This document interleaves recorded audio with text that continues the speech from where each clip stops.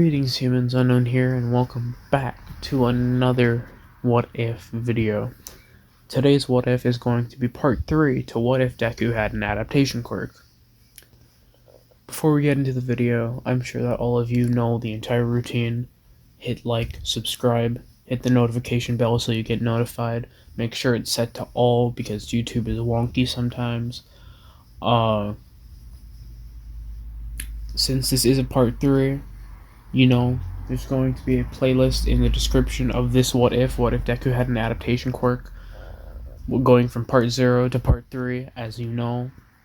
Another thing is that not only is that playlist down there, but there's also What If Midoriya had the Sage of the Six Paths from Naruto, which is another playlist that I have in there, along with the link to the Discord. It's not fully set up, and I don't have anything in there yet, but I'm just using it as a way for you guys to communicate with me if you guys want to. The link's in there. I highly recommend watching all the other parts of the series in order, because I'm only going to do a really brief recap on like an hour-long episode, so, So, with that being said, let's get into the recap. In the last part, Midoriya had taken the UA entrance exam, and, to no one's surprise, had scored first with 42 hero points and 50, from what I remember, or 42 villain points and 50 hero points, from what I remember. Scoring second place goes to Katsuki Bakugo with a score of 60 villain points. What's it called? After receiving the good news about that, Midoriya breaks the hologram disc that UA had given him, and that's it. That's it for the recap. With that being said, let's get into the video. So, Midoriya sighs sharply, not knowing what to do now, ultimately deciding that he should catch up on some sleep. But as soon as Midoriya's head hits the ground that he's laying on, he hears a loud thud, followed with the sound of glass smashing. Midoriya, wanting to check on what happened, quickly sprints outside, seeing his mom collapse on the floor. Midoriya is extremely concerned and runs over to his mom, questioning if she's alright, with no answer. Midoriya then goes down to the floor and takes her pulse, along with her respirations, as he scans the room, seeing if there's any kind of intruder. Midoriya doesn't see any intruder other than bottles and bottles and bottles littered everywhere around the house. Midoriya hadn't noticed it before, but he had been gone for 3 months, only coming back in every few days to eat and shower. Midoriya remembers all this and notes that he must have been so deep into his training that he hadn't noticed the slowly building pile of bottles. Midoriya, extremely concerned, realizing this, stares off, thinking to himself, "This is my fault, isn't it? It's my fault that I have been here, that everything's like this. It was my own negligence as a child, as a son, to not make sure that things were okay here." Midoriya then remembering his mom, his unconscious mother, in his arms, noting that her vital signs are not what they're supposed to. Well, not what they're supposed to be. Puts Inko on his back and begins sprinting off to the hospital, outpacing many of the cars. Midoriya zips through alleyways and streets, taking the shortest route he knows, and gets into the front of the hospital, charging through the door. Not breaking it, of course, but running through quickly. The nurses see Midoriya and assume that he's the one who needs help, but immediately Midoriya tells them otherwise. Help! My mother needs to go see a doctor immediately. She collapsed. I took her respiration, heart rate, and her breathing is erratic while her heartbeat is unstable. You guys need to go and check her out. You guys need to get her checked out right now. Immediately understanding, a few of the nurses take Inko onto a stretcher and carry her away to go see the doctor immediately, while the other nurse sticks behind. Aren't you going to see a doctor as well? Midoriya shakes his head, noting that he had never been to a doctor aside from that one time that he was born, and the other time being that he needed to go and get glasses from an eye doctor. The nurse states that he should see a doctor, but Midoriya shakes his head, walking to the what's it called? Walking to the waiting area and sitting down. Midoriya sits here waiting like this for many hours, twiddling his thumbs until a doctor comes out and calls his name. Walking up, Midoriya confirms his identity and asks the condition of his mother. The doctor gestures for Izuku to follow him, and he does. Immediately upon entering the door, the doctor closes the door and exhales sharply. Your mother. She's stable for now. Her heart rate has returned back to normal, and so is her breathing, but there's one major thing. She's comatose. She's not, or well, rather, she's in a coma, and we don't know how long she's going to be in it. It could range anywhere from waking up in 5 minutes to waking up never again. It's really unknown at this point. Midoriya shakes his head, acknowledging that this is fact, and asks if there's anything he can do. The doctor shakes his head and says, "Kid, there's nothing any of us can do right now. I wish you the best of luck, but all you can do now is play the waiting game." Midoriya nods, beginning to walk away. The doctor doesn't stop him and allows him to leave the hospital, knowing that he disagreed to see a doctor earlier. Midoriya walks on his way home. The sound of his mother crashing onto the floor with the bottle breaking fills his head constantly as he's walking home. Midoriya opens the door and, with his shoes, steps on some of the broken glass, almost forgetting that it was there, so close to the door. Midoriya grabs a dustpan and starts sweeping up the glass.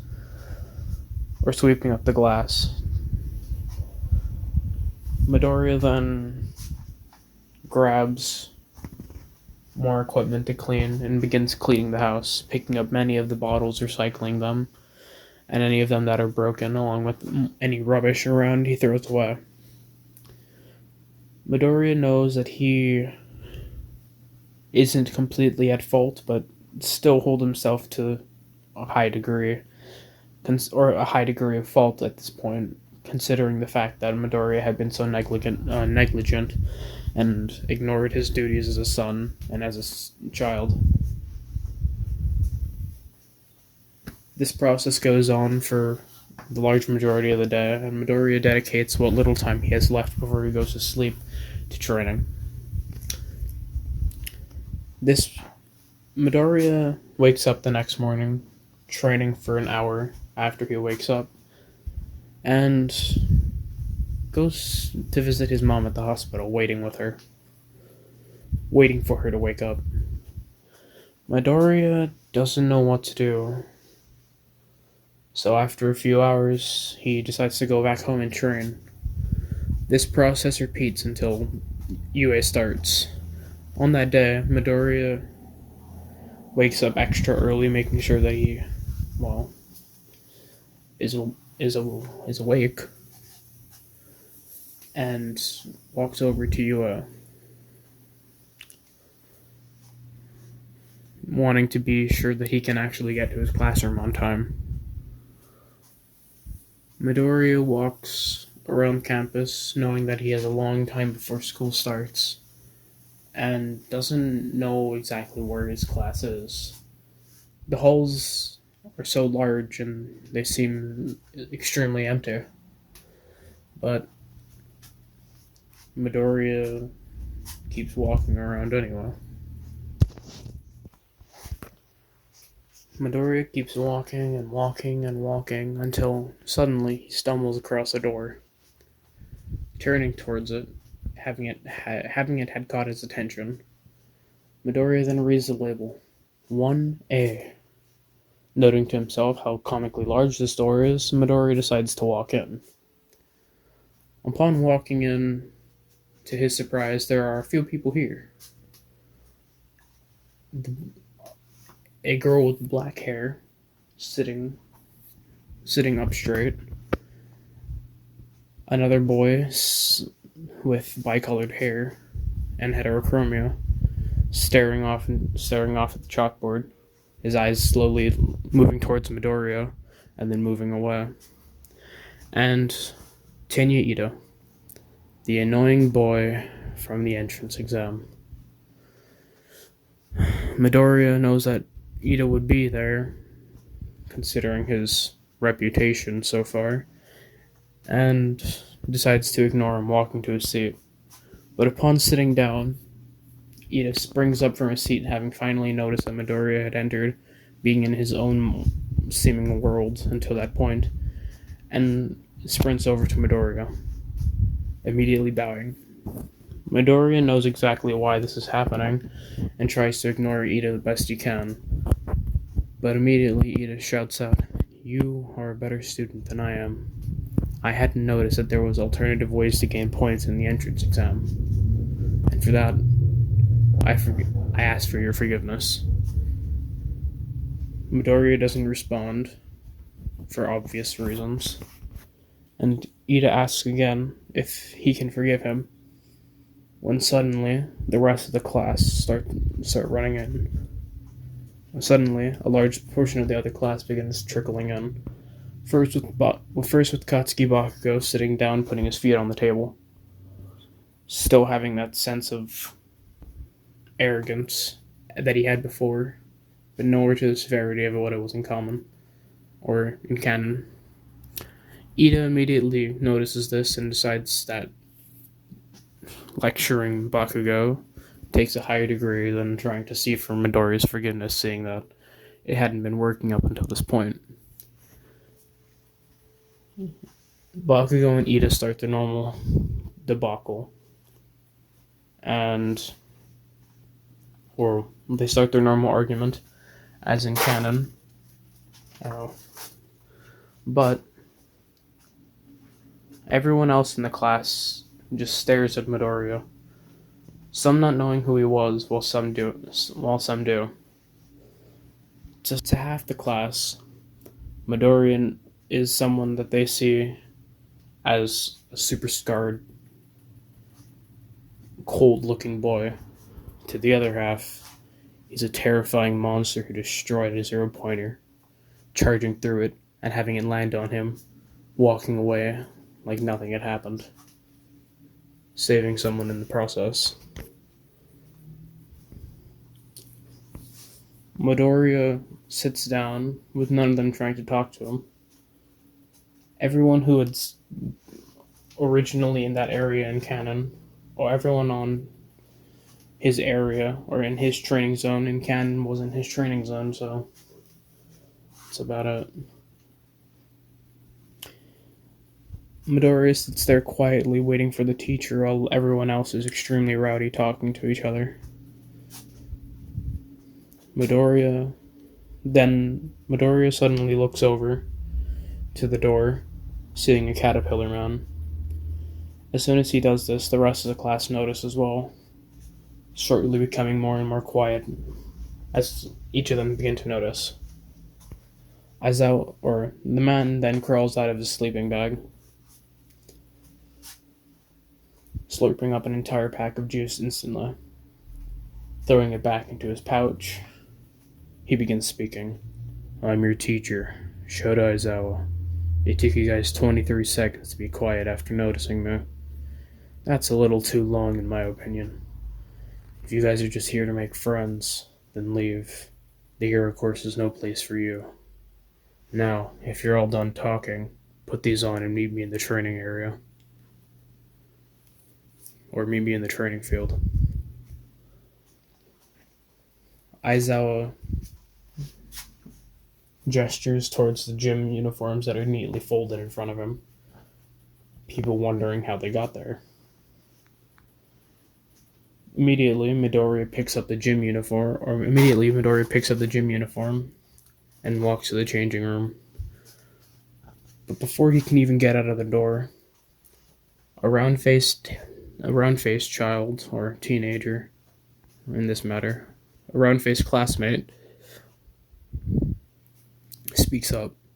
Hey, weren't we supposed to go to the orientation thingy for all the new people and returning people of UA?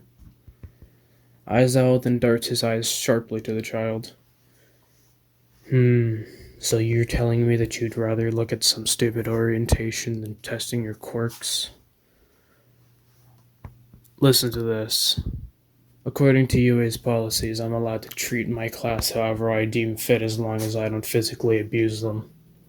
You hear that? That means I can expel you if I wanted to. That means that I don't care about your silly orientation. Get out to the training field now. Midoriya continues walking after hearing Aizawa speak, and everyone slowly trickles out of the classroom, going and changing their uniform. Midoriya is out of the locker room before anyone else gets in, and stands in the training field, people starting to slowly line up in the order in which they had left the classroom.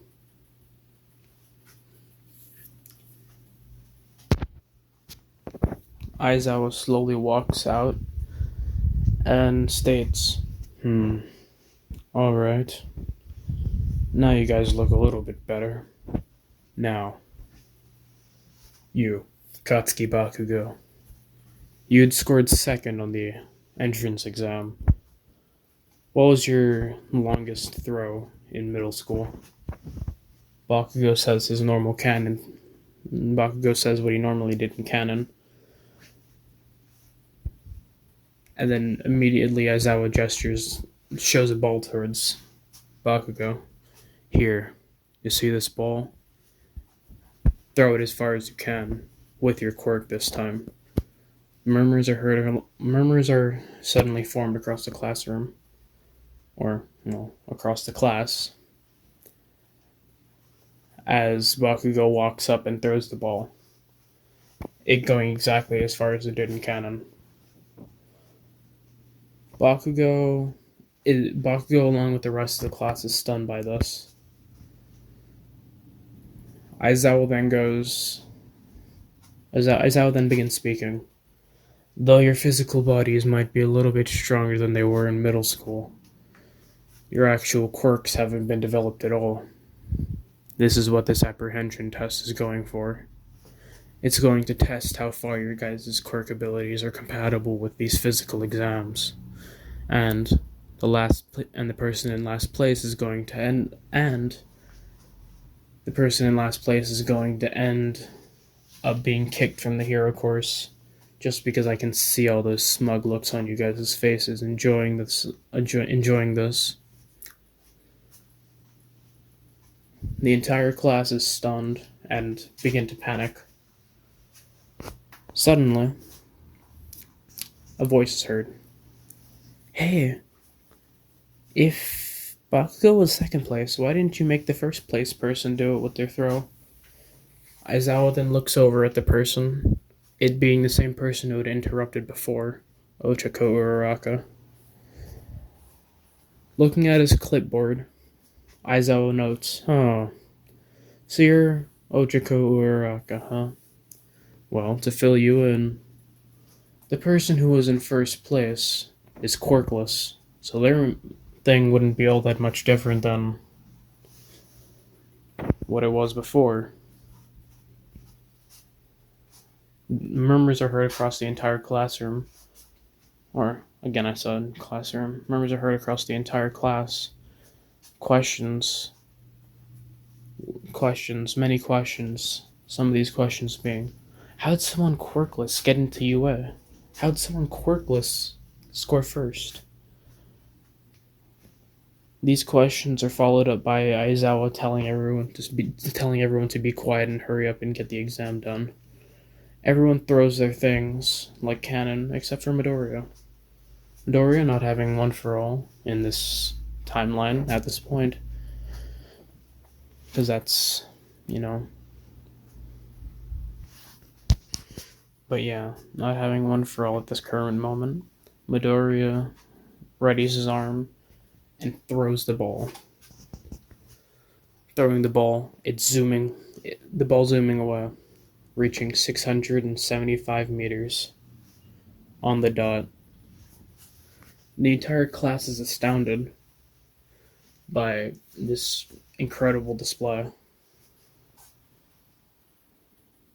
for someone who has no apparent physical quirk.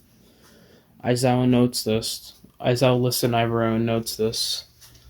As they move on to the next exam, Midori is scoring extremely well for all of them. As all the events pass, murmurs can be heard across the entire classroom. Who is it that scored first place then? I know it's someone named Izuku Midori, but who exactly is he? None of us seem to be quirkless. Suddenly, names flash up in front of everyone. These names going down listing people in first all the way to last place. Midoriya scores, to no one's surprise, within the top 5, but doesn't score number 1 because of, well, not having any extreme quirk that allows him to alter everything about him. Plus, Midoriya not caring that much about this exercise in the first place, so he didn't go all out. And in last place is Minoru Mineta. They're immediately acknowledged about who this is by a boy quaking in his boots, shivering, terrified. Aizawa then looks at Mineta, saying, as you know, what I had said earlier, the person who scores last is getting kicked from the hero program. Mineta starts shivering and is told by Aizawa to pack his stuff and move over to the general studies until he can prove himself as a natural hero. Mineta doesn't cry about this, surprisingly, and packs his stuff and leaves for the general studies course. Not general studies, I meant 1B. The entire class is stunned, by this, and starts questioning Aizawa. Suddenly, Aizawa looks over to the entire class. He had it lucky. I said I was going to kick him from the entire hero program, but I just moved him down 1 class. Or I moved him out of mine, anyway. As you know, we need someone to fill this class gap, so I'm going to be taking the number 1 scoring student from their class and bringing them here. Understandably, the class starts talking, wondering who it's going to be. Aizawa then ends off the day stating that there are papers that he wants signed by Friday in the classroom, as everyone begins walking away. Midoriya begins walking away as well, heading towards the homeroom, but Aizawa wraps him up in scarves before anything. Not you, Midoriya. You're going to talk. I'm going to want a word with you. Midoriya nods as he begins talking with Aizawa. I'm sure you already know why I'm talking to you, but are you really quirkless? Seeing the displays that you had, especially scoring in top 5. There's no way. Midoriya shakes his head and states that according to his record, he is technically quirkless. And that's what it says on his paper as well. Aizawa can't deny this fact, and decides to move on to the next question. Alright, if you really are quirkless, then so be it. But I have another question regardless. What's up with those scars? The tone turning more serious as Aizawa says this. Midoriya is not shocked, not surprised at all. Midoriya knew this was going to be asked at some point by one of the teachers of UA, considering that they're all heroes. Midoriya shakes his head, saying that it was nothing serious, immediately claiming, well, these scars were from training. As you know, me being quirkless and all, I need to train a lot harder than other people. Aizawa nods his head, understanding this, but there's one thing that he can't shake. Even if all your other wounds are somehow correlated to training, like multiple bruises, stab wounds, cut wounds littered across your hands and arms, chest, and everything. Whoa! What in the world was that? Well, let's ignore that for now. With all those things, there's one thing I can't shake. Your eye. If that really was some kind of training accident, how exactly did it happen? How exactly did you go blind in one eye by training? Aizawa had hit a spot on Midoriya, somehow knowing or picking apart Midoriya's alibi, trying to pick out any flaws in it. Midoriya doesn't know how to say anything. Midoriya doesn't know what to say. Usually people had stayed away from talking about how Midoriya was blind, but Aizawa did it nonchalantly. Midoriya, thinking about some way that he can excuse this, decides that he's going to just tell him that he was attacked as a kid. Aizawa believes this, but wishes to know the identity of the attacker. Midoriya shakes his head and shrugs, signifying to Aizawa that he doesn't know.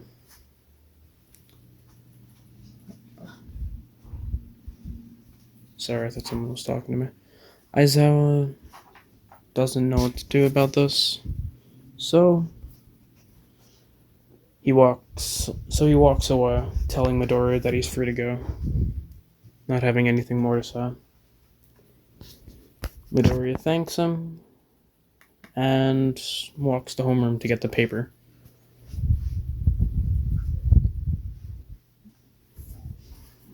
Midoriya heads home, not knowing what to do from his time now, aside from study up and brush up on other things. So Midoriya does that along with training, and goes to sleep and repeats the cycle over again. Midoriya visits his mother in the morning, in the hospital, her condition not changing, though her vitals are okay for now. Midoriya walks back to UA. Midoriya walks back to UA, going through the normal process, as one day he has All Might as a teacher. Well, he doesn't know yet, but he does. Him and the entire class are talking, and they.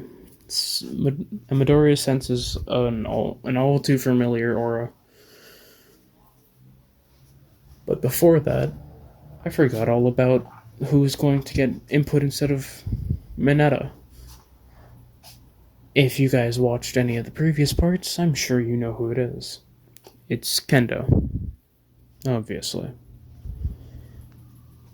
Let's go back a few days and reintroduce Kendo, shall we?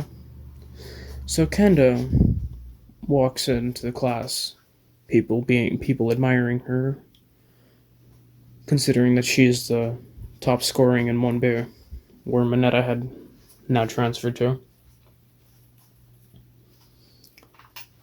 Midoriya notes that this is the person that he saw this is the person that he saved in the UA little entrance exam.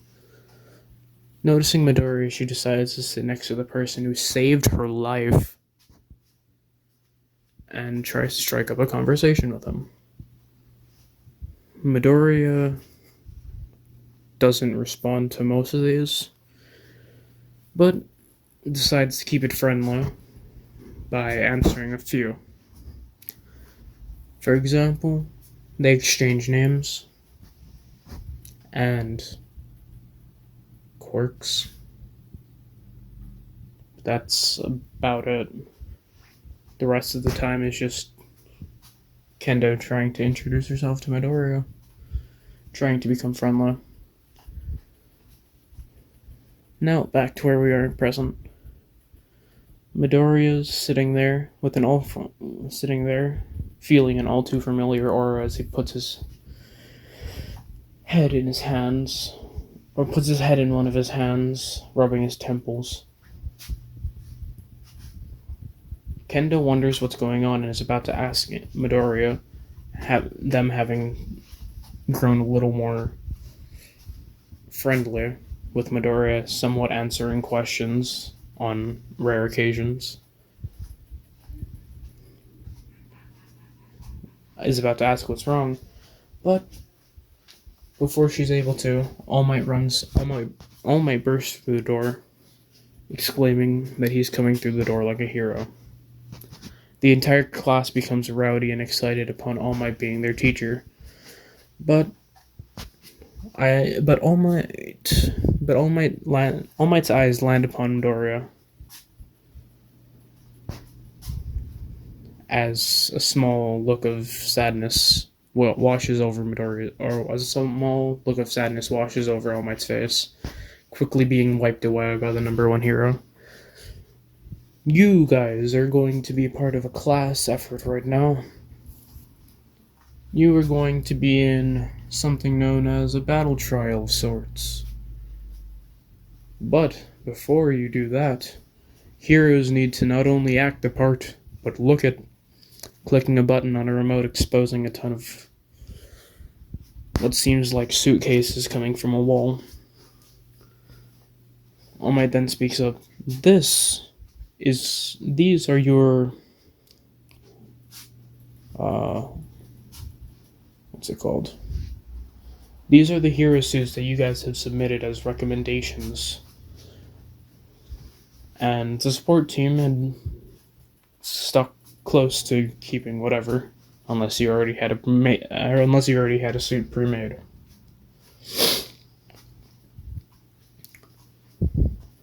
Acknowledging this and growing excited, the class began to put on their uniforms. But as Midoriya had gotten the uniform at the same time as everyone else, he needs to change in front of the rest of his classmates. Midoriya changes in front of his classmates, and to their shock, horror, and surprise, all at once, across the entire class, he has far more scars than they believed. Far more. Cuts all over his arm, puncture wounds, burn wounds, and a nearly failing eye. Kirishima is about to question what happened but Midoriya slips on his uniform and walks outside before he can ask. Midoriya then waits outside, waiting for the rest of the people to show up. As they slowly begin going through, Aizawa notes that Uraraka has a far too slim uniform, and that Kendo looks appealing. Nothing more, nothing else. As Ome begins talking, I'm going to draw a pool for you wannabe heroes. And I'm going to make sure that each of you gets partnered up with someone, seeing as though we're going to enter a 2v2 battle trial. Midoriya sits there waiting for instruction as the names are pulled out along with corresponding groups. All the groups are nearly exactly the same, but instead of Mineta, it's Kendo. So in place of Mineta and Momo, it would be Kendo and Momo. So, with this minor detail swapped, every fight goes exactly as it does in canon until we get to Bakugo and Ida versus Uraraka and Midoriya. Uraraka and Midoriya begin talking, devising a plan as Kendo stands in the observation room, obviously jealous. Midoriya states that Bakugo is likely going to either attack him directly or sit in the room waiting for Ida, or sitting in the room waiting with Ida. But, Midoriya is right. Bakugo doesn't show up immediately, which means that he's waiting in the room with Ida. As Midoriya and Uraraka as Uraraka and Midoriya look around trying to find the bomb, footsteps are suddenly heard. And, surprisingly, it's Ida that comes running down the corner, throwing an excessively large lunge and kick at Midoriya. Midoriya, only barely able to dodge this, having it seemingly come out of nowhere, does so, grabbing Ida's foot and throwing him into a wall, quickly running off with Uraraka following in suit. Bakugo doesn't exactly know where Ida ran off to, but decides to stay here and protect the bomb just in case. Midoriya running with Uraraka, both of them now being lighter than they were before, begin sprinting off, trying to find the bomb as quickly as they can. But before they're able to turn into a room, Ida reappears behind them, kicking Midoriya in the back, throwing Midoriya into a wall. Midoriya gets blasted into a wall and gets up nearly unscathed, spitting out a tiny bit of saliva. That was annoying. Uraraka decides to run off, going to search for the bomb, while Ida and Midoriya have a standoff. Ida begins speaking. You know, this is for embarrassing me. At the entrance exam, and on the first day of class. But before Ida finishes this monologue, Midoriya is already within 2 centimeters of Ida, throwing a large right hook. Ida, unable to dodge this, has his face colliding with the fist, sending him into a wall.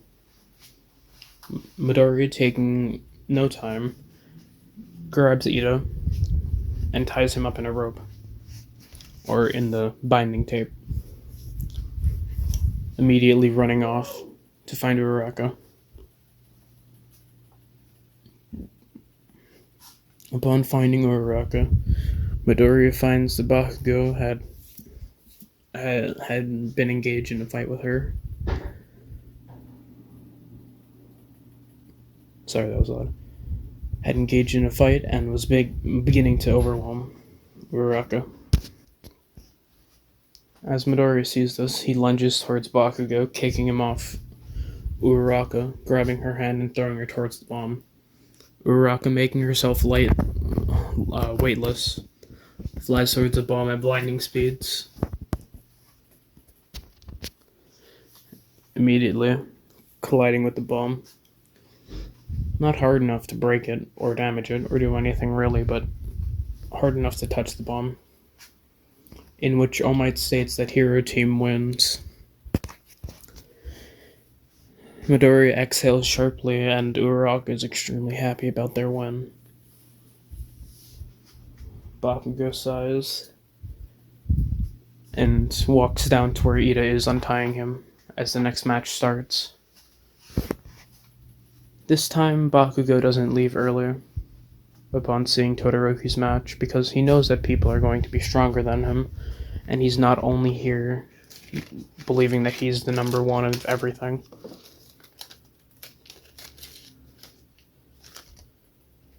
Bakugo now believes that he needs to work for getting the number one role instead of it getting handed to him on a silver platter. Midoriya then goes, the classes then continue until the very end, in which, it's done. Every trial had been passed, and All Might states that and then All Might immediately asks, "Who do you think did the best in young Midoriya and Bakugo's match?" In young Midoriya, Bakugo, Ida, and Uraraka's match. Suddenly, a hand shoots up in the back of the crowd. Yaoyorozu immediately responds, "It was Midoriya, sir." All Might questions as to why she believes this, and Momo goes into a fully in-depth conversation about how Midoriya had set a design of example, or a perfect example of how you're supposed to act in that situation. All Might, surprised, not expecting that much information from her, nods his head in agreeance, immediately stating, "You're very right." But feeling his transformation slowly going out. Sorry, I got distracted by something. Midoriya, or All Might, knowing that his form is falling out, ends class and begins running off in the distance. The class standing in awe about All Might's speed. But after seeing the matches, Midoriya is conflicted.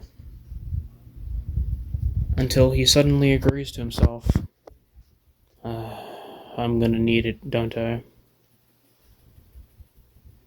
Bringing back the point that I had brought up in the previous part, Midoriya had noticed his power starting to cap off at a certain point. His physical body is only getting slightly stronger than it had used to, and his adaptations are beginning to become a lot more tame, not evolving as quickly or as powerfully as they used to. Midoriya, wondering as to why, just notes that he needs something more if he wants to continue being a hero and prove everyone wrong. But, to Midoriya's dismay, to prove everyone wrong, he needs to prove one person right. All Might. Midoriya then immediately walks to the teacher's lounge after class and asks for All Might. The person who meets with him is Aizawa, immediately stating that All Might is a little busy at the moment and can't take questions, until Midoriya drops that he knows exactly what Toshinori looks like. Aizawa is surprised and is on guard when he just says that he knows All Might's secret as well. He knows all about All Might, considering that he was supposed to be a successor. Aizawa looks surprised, Aizawa looks surprised, but then Midoriya states that this is exactly why Midoriya needs to see him. Understanding, Aizawa allows Midoriya to see him, but decides to overview the conversation. Not obviously watching, but eavesdropping in a way. Midoriya begins talking to All Might, with a serious tone. All Might, I had thought about what you had said in my entrance exam letter, and fine. I'll take your quirk, and I'll be your successor. All Might suddenly buffs up, despite having no time, and screams, Yes! I knew you'd make the right decision, young Midoriya. Immediately puffing down and spitting up some blood. Aizawa, being a little stunned by this, decides to listen in, trying to contain his shock. All Might states that Midoriya already has a physical body that should be fit enough to handle One for All without exploding. Midoriya not having been aware of these conditions before sits there a little shocked, but suddenly brushes it off. Midoriya then agrees to take All Might's quirk, and sees All Might pluck a piece of hair out of his head, immediately gesturing for Midoriya to eat it. Midoriya looks at All Might, baffled and confused. I'm not gonna eat your hair. I said I'd be your successor. That's just weird. All Might immediately clarifies, No. I'm not being weird. Well, it does seem that way. But you need to ingest some of my DNA to inherit my quirk. Understanding, but still very grossed out, Midoriya takes All Might's hair, shivering a little bit before consuming it. Midoriya doesn't feel any different and looks up at All Might, stating that he better not have just lied to him. All Might states that he wasn't lying and he just has to wait for the hair to digest. By this time tomorrow, your quirk should be in full swing. In fact, the digestion should already be taking place, and for all that I know, you could have the quirk activated within 3 hours or so. Understanding this, Midoriya walks away, thanking All Might, saying that he'll speak to him tomorrow. Understanding All Might walks away, or waits in the waiting room, seeing Midoriya walk away. Midoriya decides that he's going to go and visit his mom now, oddly feeling that he should be there. And as soon as Midoriya gets to the door, he sits down, and Inko springs up from her bed. Midoriya thinks to himself that this is the best. Not only did he start a path of becoming a hero, but his mom's finally awake. Midoriya is happy, ecstatic even, but his mother, on the other hand, isn't. Inko then looks around, and then to Midoriya, obviously extremely angry. Midoriya asks what's wrong, but Inko just shakes her head, scoffing at Midoriya. Look at what you've done.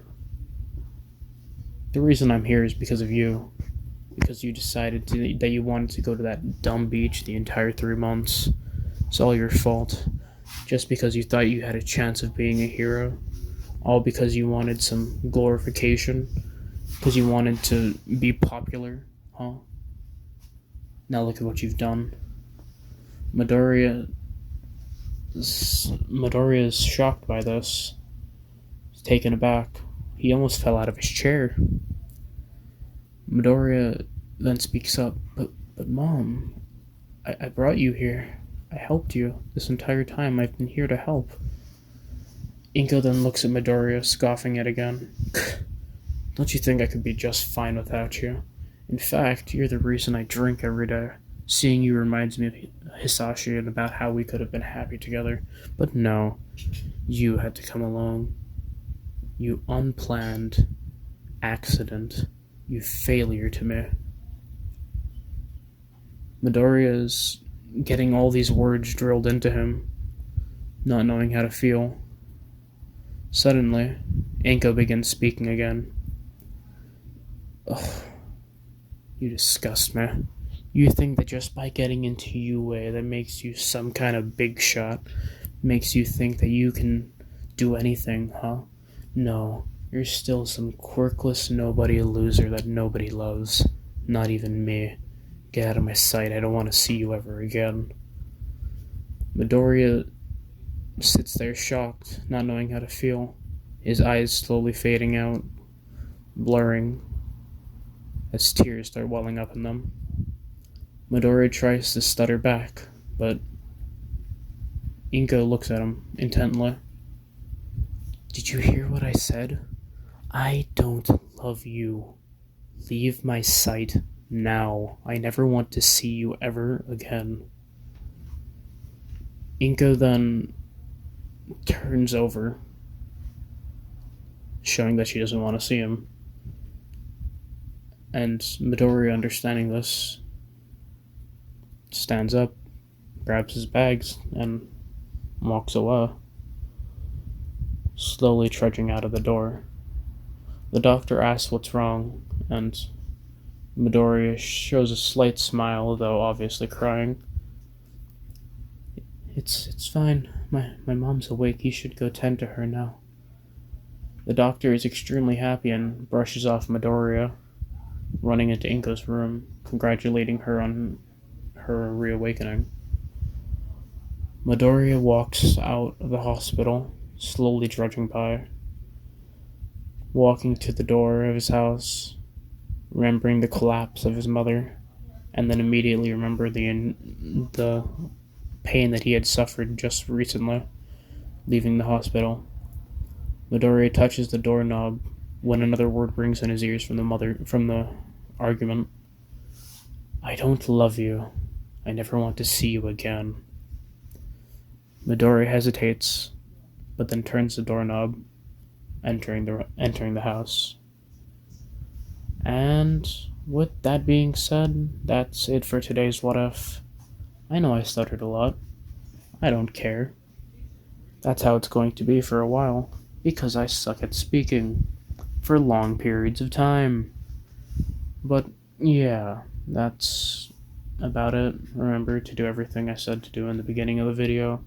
The next part will be out as soon as I'm able to, because right now I'm recording.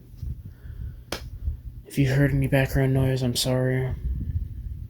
And yeah, with that being said, see ya.